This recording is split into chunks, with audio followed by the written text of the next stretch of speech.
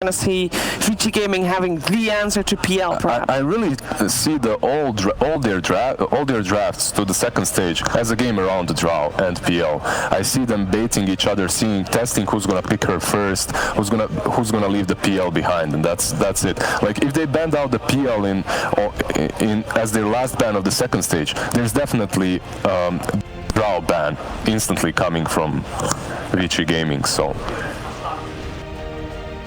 It's kind of hard to get all the heroes that you want that easily right now when you know how meta has shaped, like you know what everyone wants. Here's the OD. A little surprised. I don't think they would have gone for the OD. It's good versus Underlord though. There's that, right? They already have like most of their heroes are pretty good versus Underlord now. You don't have to really.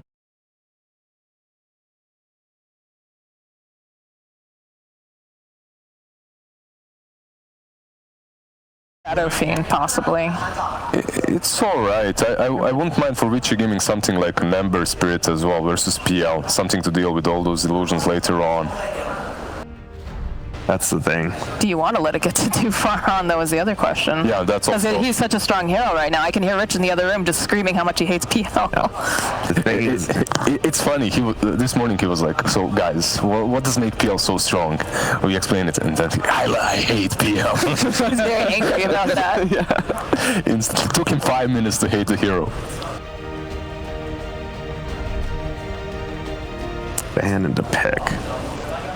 Ban into pick. What are we looking for? Are we looking for an emo hero here? Yeah, we're looking for both mids, it looks like. That means Ori gets the upper hand with the last pick. If you're VsVici Gaming, I guess you need something active, something mobile. Ember Spirits, Storm Spirits come to mind. If you're Invictus, it's a similar situation.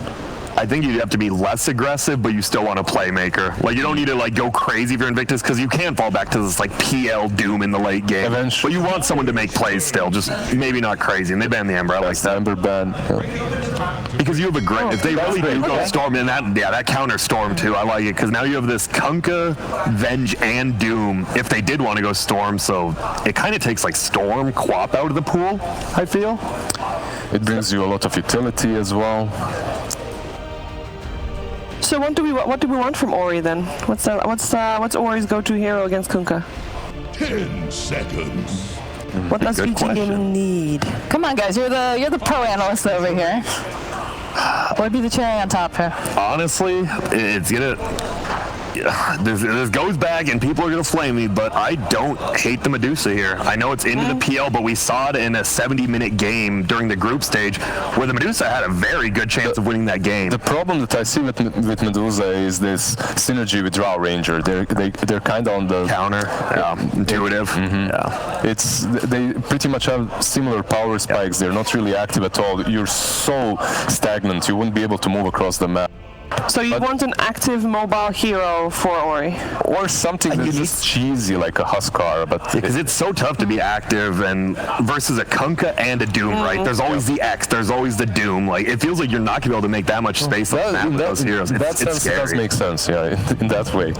I just don't know. Well, okay. That's like in between, right? It can sit in its lane.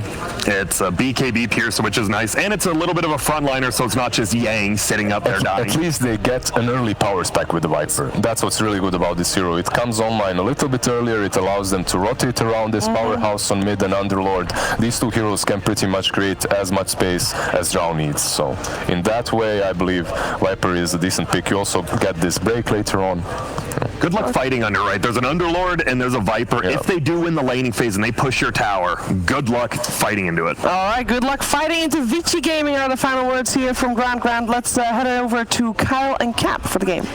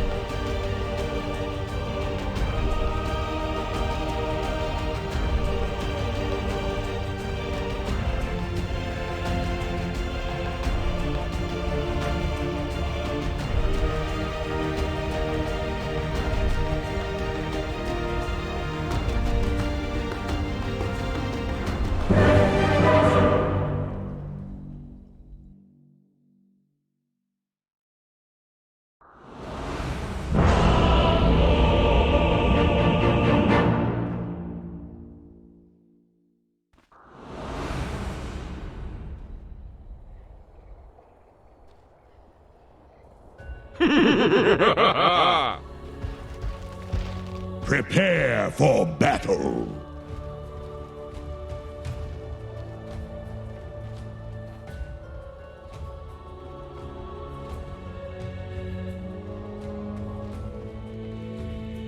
I have to say, those team intros make me love both VsVici Gaming and IG. So much character there. One of the Chinese teams is going to be heading to the semifinals of the major. Question is, which one is going to be there, VsVici Gaming or IG? Kyle, you were a big fan of IG's lineup as you saw that last pick. Was the Viper enough from VsVici Gaming to swing things? I think it's the best available. You wanted something to go with the Drow. You can't be in a scenario where both of your cores don't synergize. Yep. And it also has so many passives to remove. 30 seconds to battle. Yeah, this is it's one of the hidden counters that Viper has against a hero like Phantom Lancer. Traditionally very good, but you do have this Nether Toxin you could just throw on the ground and it does break him. Yes, you don't have the ability to, you don't make more illusions with Juxtapose, and you also can't Phantom Rush away. In addition, you would remove the Venge Aura, and you remove the Kunkka's ability to Tidebringer, if I'm not mistaken. They might have, I think that might be changed because it's like an auto-cast mechanic now. We're gonna have an early attempt at the bounty runes and maybe even first blood as JT taking so much physical damage. Again, 0 armor against a Treant Protector who hits you for almost 100. That's gonna be a serious beating. VsVici Gaming might just be starting off with a full tri-lane here to try and keep the Doom down. Nope, I lied. PYW says he's out. Another really cool interaction real quick before we put the Viper topic to bed is that if the Venge dies in Nether Toxin, you don't spawn an illusion. That's not true. Negligible when you consider how much physical damage the lineup has. Losing the aura is meaningful. I think another thing about the Viper with Dro specifically is that Viper scales a lot better than it used to. Yeah. And that is another thing specifically with Drow Ranger. It's a great Maelstrom and Mjolnir builder. And with Drow Ranger, that obviously makes it even better. Then there's the matchup against melee mids, which is made even worse by the stacking of poison. Kyle, I know you have first-hand experience with that we don't need to get started on that one. Also, Drow used to give damage, which benefited the Viper a bit more. Now it's attack speed. However, you can make up for that because at level 20, you just get 90 damage on Viper. That is a huge power spike, and that's what Emo, I think he's dead. He's dead. Okay, he's not dead, but he is going to take a lot of damage here. And to be honest, maybe you could have gone for the dive. Maybe you could have gotten the kill, but you already secured first blood. You're already winning the lane. You're already forcing the Kunkka into using a lot of his very little net worth to buy regions. So, Ori's been a standout mid for quite some time. So far at this tournament, he has just been bodying people, so not surprised to see him playing incredibly aggressive up on Emo's hill. Let me see that courier that's coming in for Ori. Is it just how many mangoes is he bringing into lane? All right, that's the Viper game right now. Oh, bottom lane. JT barely gets out. But honestly, this is good enough. The Doom Grimstroke is terrifying lane, but goes to show just how dominant of a laner Treant Protector is when he's able to push these two back. Well, it definitely helps getting first blood. Already starting the game with boots. Who just TP'd? Yeah, that was the Kunkka. Kunkka just TP'd back to base. He wasn't able to get the X off. Don't think he had the mana. That is most unfortunate. I think TPing back to base is actually worse than just dying. I think so too. Again, he already gave up first blood. Oh, the blocked arrows! JT blocked one of the arrows which would have otherwise slain Kaka. Good play by him trying to get in front of that Drow Ranger, Eurus. Oh my god, the mid is a disaster. Not only is he not getting CS, but he missed so much experience as well, thanks to that TP. This is insane for VsVici thus far. Yeah, Emo is quite the roller coaster of a player. You'll see that one again as he just blocks those arrows. Boom. One last sneaky arrow got out, but it wasn't enough to kill Kaka there.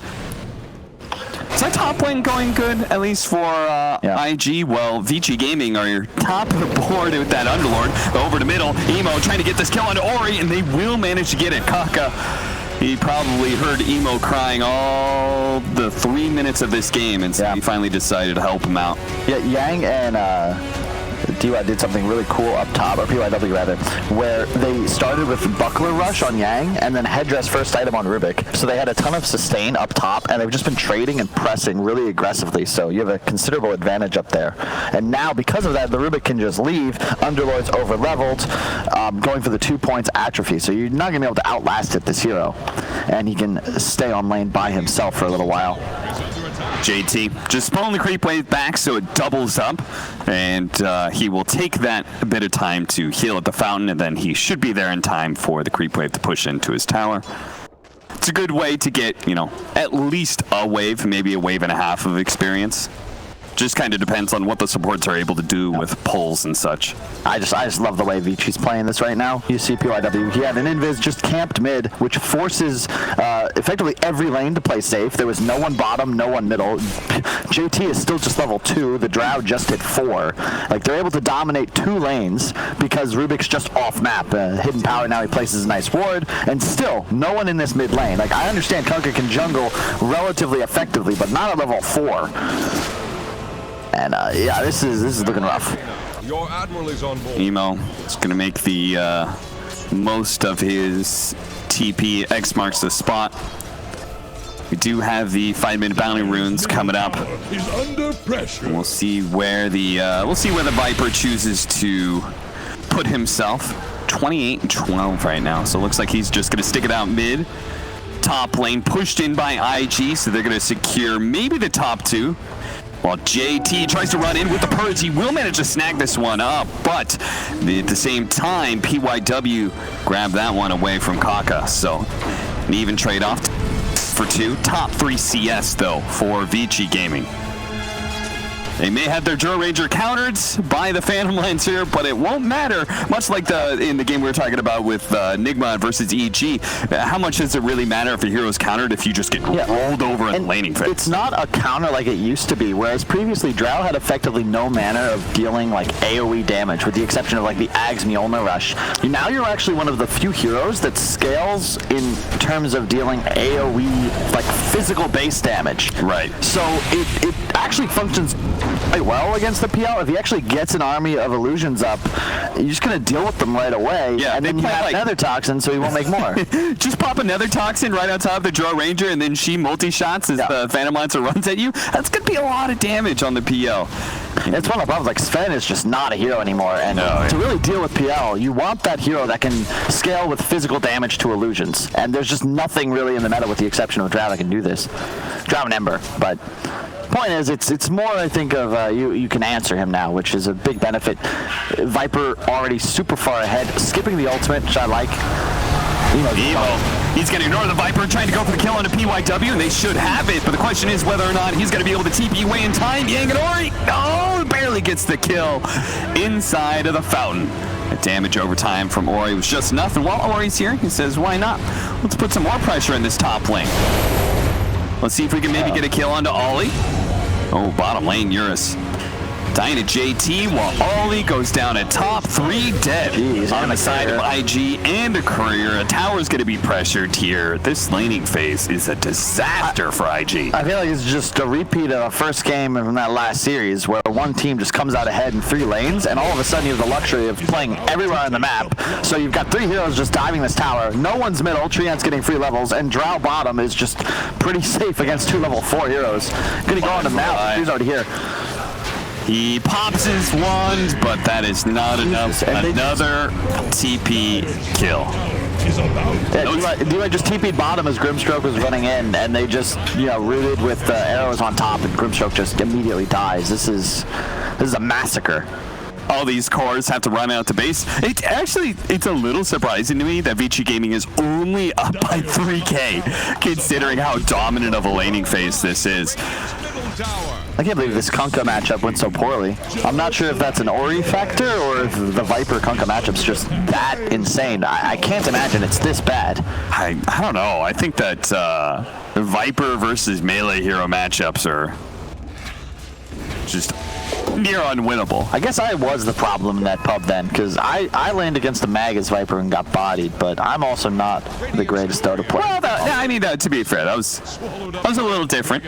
You probably didn't understand the matchup like Ori did, where he was like, I just eat mangoes. Yeah. I just mango all day, every day. Yang, he's going to try and make a TP out with his ultimate, but it's going to be a bit of a long duration. Fortunately, damage is slowed enough that he's able to get home safely. Yeah, almost 1,300 health at just 8.5 minutes into the game.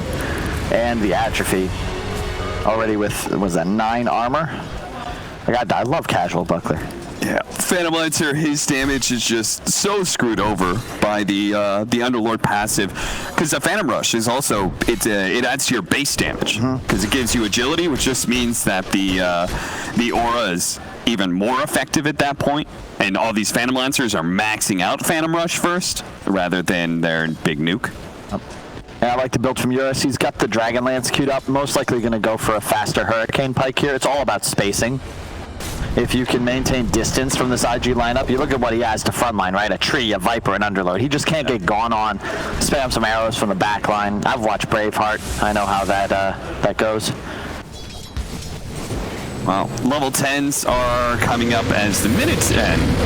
PYW, Telekinesis does manage to get a nice stun on the 2 supports, but looks like he won't be able to get away. Maybe the Living Armor could help him for a tad bit, but Ollie finally finished them off. Still, little pickoffs like these on supports won't change the game for IG by any means. Ollie, he may just have to TP away right away, or he'll just die. Yeah, he'll just die. But at least he got that courier on the way out. A fresh, or a ward rather, a fresh ward.